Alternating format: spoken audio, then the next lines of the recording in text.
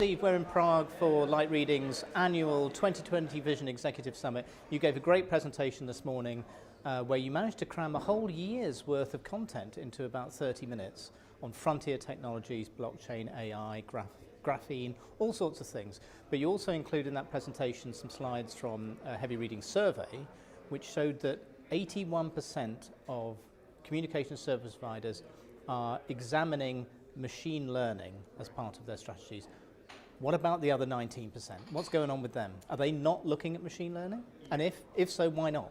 So, to be specific about it, we asked them various questions. So, machine learning, deep learning, blockchain, various other elements, and they could answer all of them. So the good news is 81% are looking at machine learning, another 38% are looking at deep learning, which is a variation of artificial intelligence.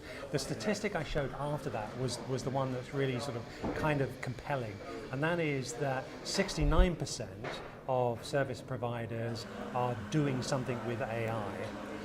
Already, right now in 2017. Yeah. And 13% are in this process of applying it to their existing services. Okay. And another 13% are looking at doing something in the next 12 months.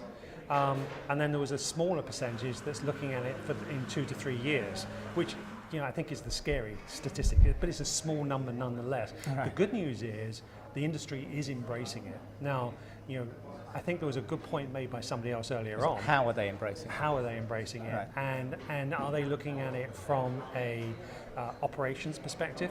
Axel talks about the fact that 5G is an incredibly complex network, and Gabe had a fantastic chart showing that complexity. But if you can't use artificial intelligence and machine learning to drive the networks, then humans can't do it. Yeah. Crypto security is another one where AI is absolutely going to be essential, because humans just don't do it on a regular basis and consistent basis. Machine learning is the key to all of those technologies, and the industry is beginning to embrace it, which is good news.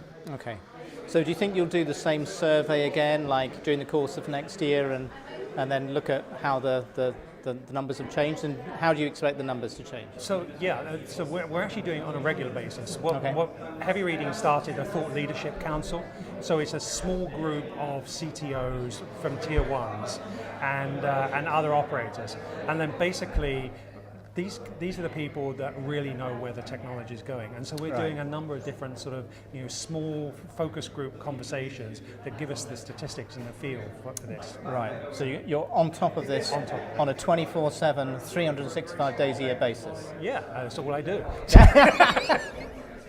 Excellent. Well, good to know that you'll never sleep again, Steve. Great. Thanks for speaking to us today. Thanks, Ray.